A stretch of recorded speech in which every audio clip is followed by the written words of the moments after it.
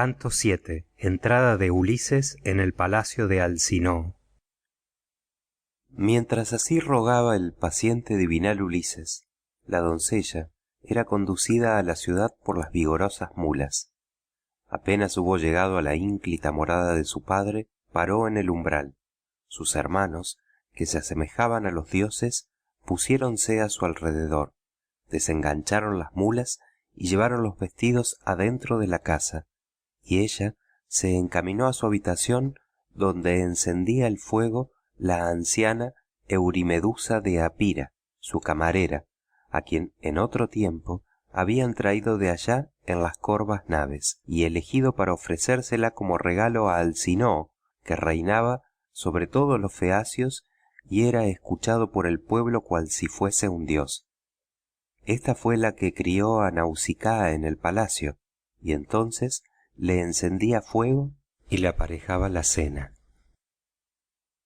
En aquel punto levantábase Ulises para ir a la ciudad, y Minerva, que le quería bien, envolvióle en copiosa nube, no fuera que alguno de los magnánimos feacios, saliéndole al camino, le zahiriese con palabras y le preguntase quién era. Mas, al entrar el héroe en la agradable población, se le hizo encontradiza Minerva, la deidad de los brillantes ojos, transfigurada en joven doncella que llevaba un cántaro, y se detuvo ante él, y el divinal Ulises le dirigió esta pregunta: «Oh hija, ¿no podrías llevarme al palacio de Alcinoo, que reina sobre estos hombres? Soy un infeliz forastero que, después de padecer mucho, ha llegado acá, viniendo de lejos, de una tierra apartada, y no conozco a ninguno de los que habitan en la ciudad ni de los que moran en el campo». Respondióle Minerva, la deidad de los brillantes ojos: «Yo te mostraré, oh forastero venerable, el palacio de que hablas, pues está cerca de la mansión de mi eximio padre. Anda sin desplegar los labios, y te guiaré en el camino, pero no mires a los hombres ni les hagas preguntas, que ni son muy tolerantes con los forasteros, ni acogen amistosamente al que viene de otro país. Aquellos, fiando en sus rápidos bajeles, atraviesan el gran abismo del mar por concesión de Neptuno, que sacude la tierra, y sus embarcaciones son tan ligeras como las alas o el pensamiento». Cuando así hubo dicho, Palas Minerva caminó a buen paso, y Ulises fue siguiendo las pisadas de la diosa, y los feacios, ínclitos navegantes, no se percataron de que anduviese por la ciudad, y entre ellos, porque no lo permitió Minerva, la terrible deidad de hermosas trenzas, la cual, usando de benevolencia, cubrióle de una niebla divina. Atónito contemplaba Ulises los puertos, las naves bien proporcionadas, las ágoras de aquellos héroes y los muros grandes, altos, provistos de empalizadas, que era cosa admirable de ver. Pero no bien llegaron al magnífico palacio del rey, Minerva, la deidad de los brillantes ojos, comenzó a hablarle de esta guisa: «Este es, oh forastero venerable, el palacio que me ordenaste te mostrara. Encontrarás en él a los reyes, alumnos de Júpiter, celebrando un banquete. Pero vete adentro, no se turbe tu ánimo, que el hombre, si es audaz, es más afortunado en lo que emprende, aunque haya venido de otra tierra. Ya en la sala hallarás primero a la reina, cuyo nombre es Arete, y procede de los mismos ascendientes que engendraron al rey Alcinoo. En un principio engendraron a Nausitoo, el dios Neptuno, que sacude la tierra, y Peribea, la más hermosa de las mujeres, hija menor del magnánimo Eurimedonte, el cual había reinado en otro tiempo sobre los orgullosos gigantes. Pero éste perdió a su pueblo malvado y pereció él mismo, y Neptuno tuvo en aquella un hijo, el magnánimo Nausitoo, que luego imperó sobre los feacios. Nausitoo engendró a Rexenor y a Alcinoo, mas, estando el primero recién casado y sin hijos varones, fue muerto por Apolo, el del arco de plata, y dejó en el palacio una sola hija, Arete, a quien Alcinoo tomó por consorte y se ve honrada por él como ninguna de las mujeres de la tierra que gobiernan una casa y viven sometidas a sus esposos. Así, tan cordialmente, ha sido y es honrada de sus hijos, del mismo Alcinoo y de los ciudadanos, que la contemplan como a una diosa y la saludan con cariñosas palabras cuando anda por la ciudad. No carece de buen entendimiento y diríeme los litigios de las mujeres por las que siente benevolencia y aun los de los hombres. Si ella te fuera benévola, ten esperanza de ver a tus amigos y de llegar a tu casa de elevado techo y a tu patria tierra. Cuando Minerva, la de los brillantes ojos, hubo dicho esto, se fue por cima del mar, y saliendo de la encantadora Esqueria, llegó a Maratón y a Atenas, la de anchas calles, y entróse en la tan sólidamente construida morada de Erecteo. Ya Ulises enderezaba sus pasos a la ínclita casa de Alcinoo, y al llegar frente al broncíneo umbral, meditó en su ánimo muchas cosas, pues la mansión excelsa del magnánimo Alcinoo resplandecía con el brillo del sol o de la luna. A la derecha e izquierda corrían sendos muros de bronce, desde el umbral al fondo. En lo alto de los mismos extendíase una cornisa de lapislázuli, puertas de oro cerraban por dentro la casa sólidamente construida. Las dos jambas eran de plata y arrancaban del broncíneo umbral. Apoyábanse en ellas argentio dintel, y el anillo de la puerta era de oro. Estaban a entrambos lados unos perros de plata y de oro, inmortales y exentos para siempre de la vejez, que Vulcano había fabricado con sabia inteligencia para que guardaran la casa del magnánimo Alcinoo. Había sillones arrimados a la una y a la otra de las paredes, cuya serie llegaba sin interrupción desde el umbral a lo más hondo, y cubríanlo delicados tapices hábilmente tejidos, obra de las mujeres.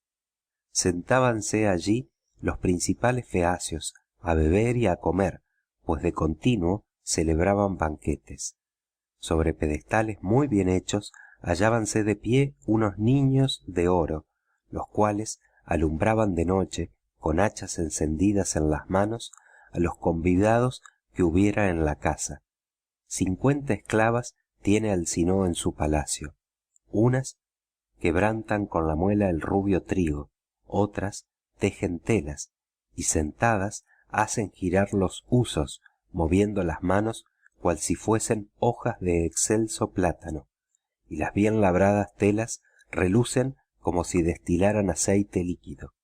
Cuanto los feacios son expertos, sobre todo los hombres, en conducir una velera nave por el Ponto, así sobresalen grandemente las mujeres en fabricar lienzos, pues Minerva les ha concedido que sepan hacer bellísimas labores y posean excelente ingenio.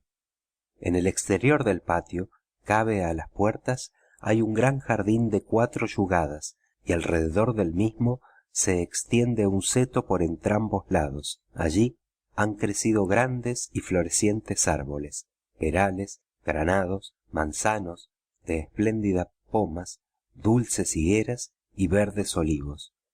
Los frutos de estos árboles no se pierden ni faltan, ni en invierno ni en verano, porque son perennes, y el céfiro, soplando constantemente a un tiempo mismo, produce unos y madura otros. La pera envejece sobre la pera, la manzana sobre la manzana, la uva sobre la uva y el higo sobre el higo.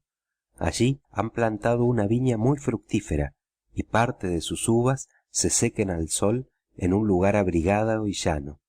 A otras las vendimian, a otras las pisan, y están delante las verdes, que dejan caer la flor, y las que empiezan a negrear. Allí, en el fondo del huerto, crecían liños de legumbres de toda clase, siempre lozanas.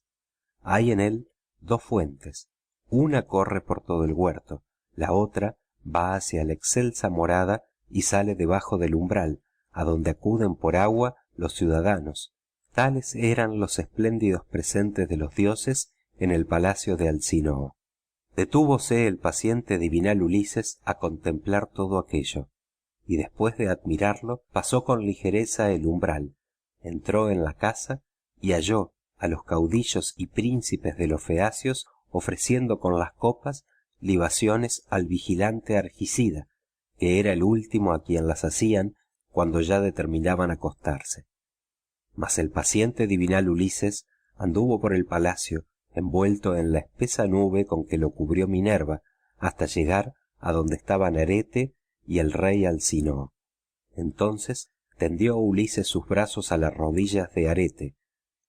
Disipóse la divinal niebla, enmudecieron todos los de la casa al percatarse de aquel hombre a quien contemplaban admirados, y Ulises comenzó su ruego de esta manera: Arete, hija de Rexenor, que parecía un dios, después de sufrir mucho, vengo a tu esposo, a tus rodillas y a estos convidados, a quienes permitan los dioses vivir felizmente y legar sus bienes a los hijos que dejen en sus palacios, así como también los honores que el pueblo les haya conferido.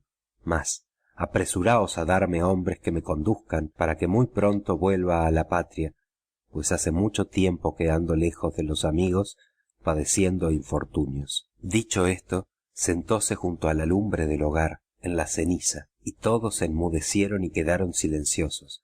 Pero al fin, el anciano héroe Equeneo, que era el de más edad entre los varones feacios y descollaba por su elocuencia, sabiendo muchas y muy antiguas cosas, les arengó benévolamente y les dijo: Alcinoo, no es bueno ni decoroso para ti que el huésped esté sentado en tierra, sobre la ceniza del hogar, y éstos se hallan cohibidos, esperando que hables. Ea pues, levántale, hazle sentar en una silla de clavazón de plata, y manda a los heraldos que mezclen vino para ofrecer libaciones a Júpiter, que se huelga con el rayo, dios que acompaña a los venerandos suplicantes, y tráigale de cenar la despensera de aquellas cosas que allá dentro se guardan. Cuando esto oyó la sacra potestad de Alcinoo, haciendo por la mano al prudente y sagaz Ulises, alzóle de junto al fuego e hízolo sentar en una silla espléndida, mandando que se la cediese un hijo suyo, el valeroso Laodamante, que se sentaba a su lado y érale muy querido. Una esclava dióle aguamanos, que traía en magnífico jarro de oro y vertió en fuente de plata, y puso delante de Ulises una pulimentada mesa. La veneranda despensera trájole pan y dejó en la mesa buen número de manjares, obsequiándole con los que tenía reservados. El paciente divinal Ulises comenzó a beber y a comer, y entonces el poderoso Alcinoo dijo al heraldo: Pontonoo, mezcla vino en la crátera y distribúyelo a cuantos se encuentren en el palacio, a fin de que hagamos libaciones a Júpiter, que se huelga con el rayo, dios que acompaña a los venerandos suplicantes. Así se expresó. Pontonoo mezcló el dulce vino y lo distribuyó a todos los presentes, después de haber ofrecido en copas las primicias. Y cuando hubieron hecho la libación y bebido cuanto plugo a su ánimo, Alcinoo les arengó diciéndoles de esta suerte: Oíd, caudillos y príncipes de los feacios, y os diré lo que en el pecho mi corazón me dicta. Ahora que habéis cenado, idos a acostar en vuestras casas. Mañana, así que rompa el día, llamaremos a un número mayor de ancianos, trataremos al forastero como huésped en el palacio, ofreceremos a las deidades hermosos sacrificios y hablaremos de la conducción de aquel para que pueda, sin fatigas ni molestias, y acompañándole nosotros, llegar rápida y alegremente a su patria tierra, aunque esté muy lejos, y no haya de padecer mal ni daño alguno antes de tornar a su país, que ya en su casa padecerá lo que el hado y las graves parcas dispusieron al hilar el hilo cuando su madre le dio el ser. Y si fuere uno de los inmortales que ha bajado del cielo, algo nos preparan los dioses, pues hasta aquí siempre se nos ha aparecido claramente cuando les ofrecemos magníficas hecatombe, y comen sentados con nosotros donde comemos los demás. Y si algún solitario caminante se encuentra con ellos, no se les ocultan, porque somos tan cercanos a los mismos por nuestro linaje como los cíclopes y la salvaje raza de los gigantes. Respondióle el ingenioso Ulises: Alcinoo, piensa otra cosa, pues no soy semejante ni en cuerpo ni en natural a los inmortales que poseen el anchuroso cielo, sino a los mortales hombres. Puedo equipararme por mis penas a los varones de quienes sepáis que han soportado más desgracias, y contaría males aún mayores que los suyos si os dijese cuánto he padecido por la voluntad de los dioses. Mas dejadme cenar, aunque me siento angustiado, que no hay cosa tan importuna como el vientre, que nos obliga a pensar en él, aun hallándonos muy afligidos o con el ánimo lleno de pesares, como me encuentro ahora. Nos incita siempre a comer y a beber, y en la actualidad me hace echar en olvido todos mis trabajos, mandándome que los sacie. Y vosotros, daos prisa, así que se me muestre la aurora, y haced que yo, oh desgraciado, vuelva a mi patria, no obstante lo mucho que he padecido. No se me acabe la vida sin ver nuevamente mis posesiones, mis esclavos y mi gran casa de elevado techo. Así dijo. Todos aprobaron sus palabras y aconsejaron que al huésped se lo llevase a la patria, ya que era razonable cuanto decía. Hechas las libaciones y habiendo bebido todos cuanto les plugo, fueron a recogerse en sus respectivas moradas, pero el divinal Ulises se quedó en el palacio, y a par de él sentáronse Arete y el deiforme Alcinoo, mientras las esclavas retiraban lo que les habían servido para el banquete. Arete, la de los niveos brazos, fue la primera en hablar, pues contemplando los hermosos vestidos de Ulises, reconoció el manto y la túnica que labrara con sus siervas, y enseguida habló al héroe con estas aladas palabras: Huésped, ante todo, quiero preguntarte yo misma, ¿quién eres y de qué país procedes? ¿Quién te dio esos vestidos? ¿No dices que llegaste vagando por el Ponto? Respondióle el ingenioso Ulises: Difícil sería, oh reina, contar menudamente mis infortunios, pues me los enviaron en gran abundancia los dioses celestiales. Mas te hablaré de aquello acerca de lo cual me preguntas e interrogas. Hay en el mar una isla lejana, Ogygia, donde mora la hija de Atlante, la dolosa Calipso, de lindas trenzas, deidad poderosa que no se comunica con ninguno de los dioses ni de los mortales hombres. Pero a mí, oh desdichado, me llevó a su hogar algún numen, después que Jove hendiera mi veloz nave en medio del vinoso Ponto, arrojando contra la misma el ardiente rayo. Perecieron mis esforzados compañeros, mas yo me abracé a la quilla del corvo bajel. Fui errante 9 días, y en la 10ª y obscura noche lleváronme los dioses a la isla Ogygia, donde mora Calipso de lindas trenzas. Terrible diosa. Ésta me recogió, me trató solícita y amorosamente, me mantuvo y díjome a menudo que me haría inmortal y exento de la senectud para siempre, sin que jamás lograra llevar la persuasión a mi ánimo. Allí estuve detenido 7 años y regué incesantemente con lágrimas las divinales vestiduras que me dio Calipso. Pero cuando vino el año 8º, me exhortó y me invitó a partir, sea a causa de algún mensaje de Júpiter, sea porque su mismo pensamiento hubiese cambiado. Envióme en una balsa hecha con buen número de ataduras, me dio abundante pan y dulce vino, me puso vestidos divinales y me mandó favorable y plácido viento. 10 y 7 días navegué, atravesando el mar. Al 18º pude ver los umbrosos montes de vuestras tierras, y a mí, oh infeliz, se me alegró el corazón. Mas aún había de encontrarme con grandes trabajos que me suscitaría Neptuno, que sacude la tierra. El dios levantó vientos contrarios, impidiéndome el camino, y conmovió el mar inmenso, de suerte que las olas no me permitían a mí, que daba profundos suspiros, ir en la balsa, y ésta fue desbaratada muy pronto por la tempestad. Entonces nadé, atravesando el abismo, hasta que el viento y el agua me acercaron a vuestro país. al salir del mar, la ola me hubiese estrellado contra la tierra firme, arrojándome a unos peñascos y a un lugar funesto, pero retrocedí nadando y llegué a un río, cual paraje parecióme óptimo por carecer de rocas y formar como un reparo contra los vientos. Me dejé caer sobre la tierra, cobrando aliento, pero sobrevino la divinal noche y me alejé del río, que las celestiales lluvias alimentan. Me eché a dormir entre unos arbustos, después de haber amontonado hojas a mi alrededor, e infundióme un Dios profundísimo sueño. Allí, entre las hojas y con el corazón triste, dormí toda la noche, toda la mañana y el mediodía, y al ponerse el sol, dejóme el dulce sueño. Vi entonces a las ciervas de tu hija jugando en la playa, junto con ella que parecía una diosa. La imploré y no le faltó buen juicio, como no se esperaría que demostrase en sus actos una persona joven que se hallara en tal trance, porque los mozos siempre se portan inconsiderablemente. Dióme abundante pan y vino tinto, mandó que me lavaran en el río y me entregó estas vestiduras. Tal es lo que, aunque angustiado, deseaba contarte, conforme a la verdad de lo ocurrido.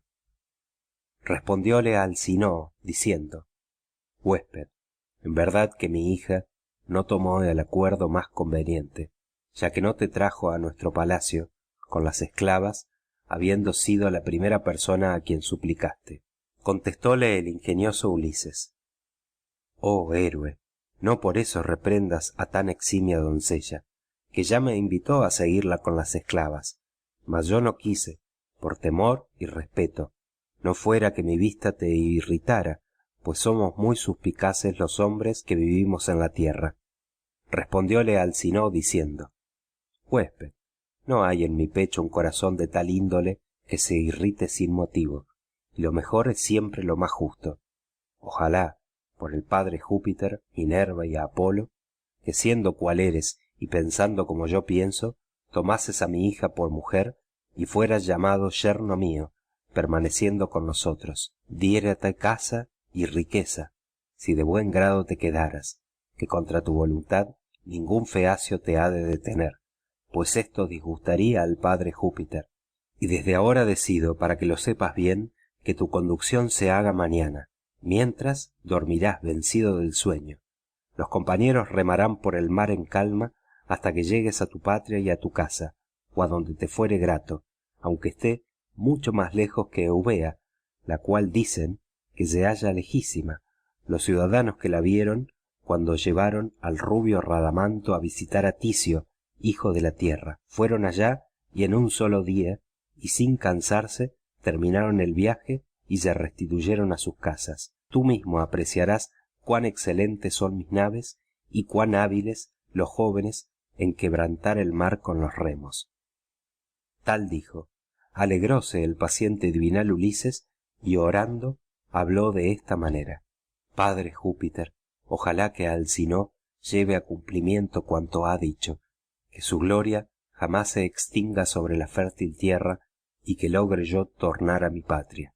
Así éstos conversaban.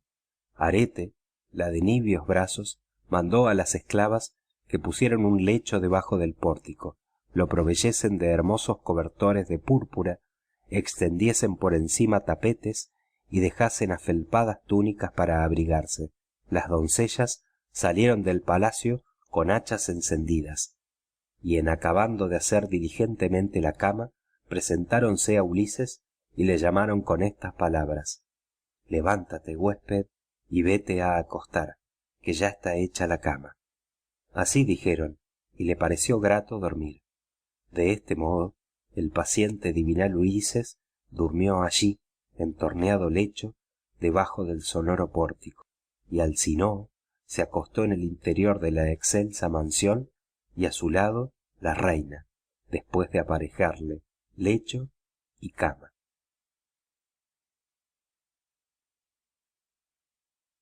Fin del canto 7.